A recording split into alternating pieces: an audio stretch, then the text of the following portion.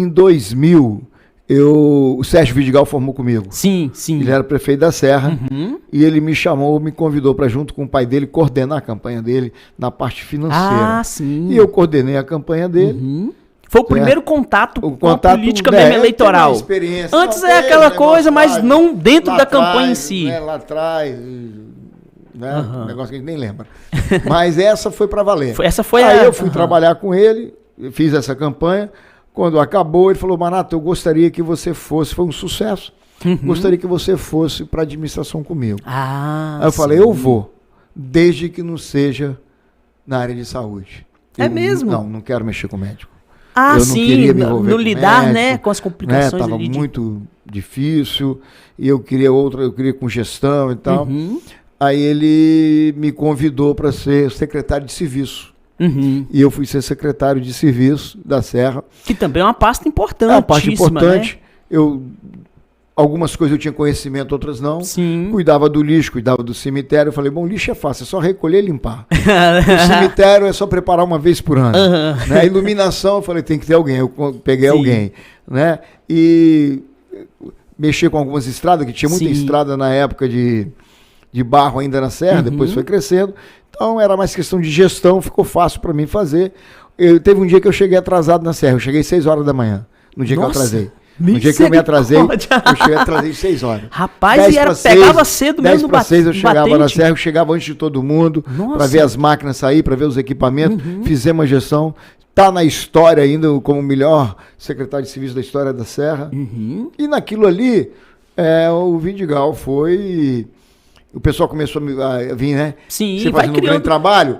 Vai criando musculatura, né? Não, Manato, você tem que ser candidato a deputado estadual. Era estadual. Eu falei: rapaz, eu sou leal, né? Sim. Então, eu sou leal a Vidigal. O que Vidigal precisa ouvir o que ele vai dizer, decide. né? Eu não tenho projeto pessoal. Meu projeto é ajudar a Serra, é ajudar Importante. ele. Mas as pessoas insistindo que eu tinha...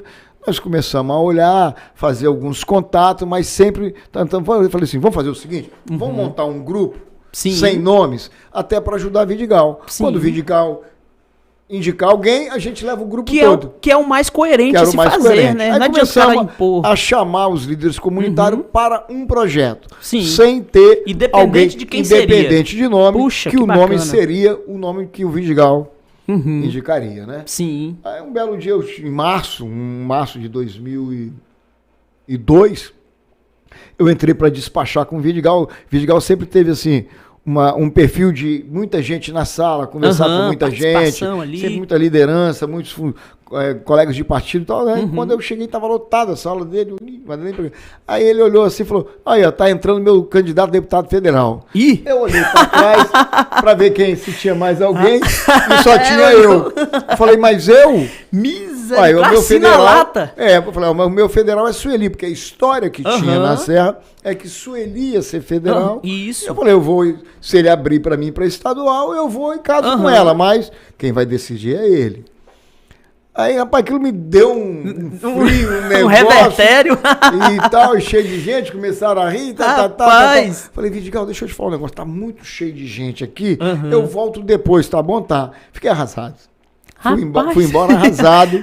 Meu Deus. Falei: poxa, tinha uma esperança na área de ser deputado estadual, tinha chance de ter. Porque você achou que com não 15 mil votos ia. Como é que eu tenho 50 mil? Não fechava a conta. Puxa. Não fechava a conta, fiquei triste, né?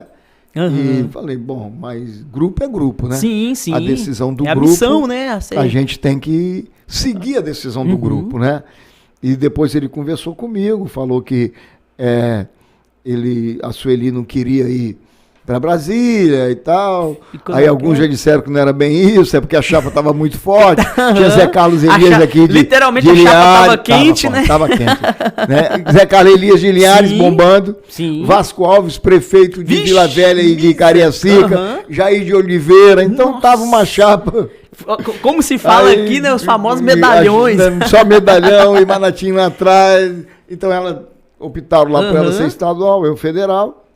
Eu saí, comecei a trabalhar, e aí começam as coisas a Deus operar. Porque você, quando vai para uma eleição, você tem que combinar com duas pessoas. Primeiro com Deus. Não combinaram com ele. Nossa. E o segundo com o povo que vai votar. Bacana. E me colocaram Importante. acreditando que eu não ganhasse. Aí depois a gente vai sabendo das histórias, eu fui colocado para ter 35 mil votos e ajudar na chapa. É aquela história, né? A chapa. A doutora Soraya, apesar de me amar muito, também não acreditava que eu fosse ganhar. Mas e você tem esse histórico, né? De receber uma missão sem esperar e daqui a pouco ir pra luta. Aí ela chegou para mim e falou assim, só você acredita que você vai ganhar. Se eu não acreditar, nossa, como é que eu vou passar para as outras pessoas que eu vou ganhar? Que história, né? Cara. Então, né, nós começamos a orar, pedir a Deus que desse um caminho. E um abençoado juiz de Brasília, né? Um abençoado juiz de Brasília fez uma fita. Ele era da Assembleia de Deus.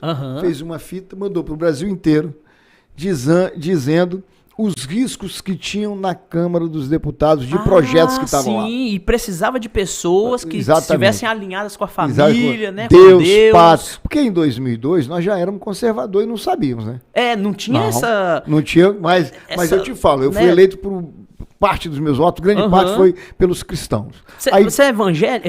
Eu frequento a igreja Maranata, né? Que bacana. Então, o que acontece? Olha só. Deus, pátria, família, contra o aborto, contra as drogas, liberdade, né? Foram pautas que você sempre defendeu. Eu sempre defendi. Depois surgiu ideologia de gênero, sexualização de criança, mas essas principais pautas são princípios. Que você tem esses princípios, eu tenho, Eduardo tem. Verdade. Nós somos cristãos. Então já defendi isso. Então ser conservador, mas nós só fomos saber o que é ser conservador agora, de uns anos pra cá, quando o Bolsonaro começou a bater nisso. Até então, né, não tinha direita. Né, direita falava era ditadura. A direita que se tinha não era isso, noção do passado, né? Não teve ditadura, não existiu isso, né? É um equívoco das pessoas. Na história diz que não houve ditadura. E os que diziam que era de direita, que era, por exemplo, PSDB e outro, não era, na verdade, direita. Era, esquece isso. Né? A gente depois passou a saber que não era nada disso. E com isso aí nós começamos a conversar com o segmento evangélico. Começaram a orar, né? Alguns com alguns dons espirituais começaram a colocar um caminho e num determinado momento, nas orações deles começaram a, vou votar em você, vou votar em você. E aconteceu que, né, quem tinha 35 mil votos apareceu com 56 mil e ganhei a primeira eleição. Puxa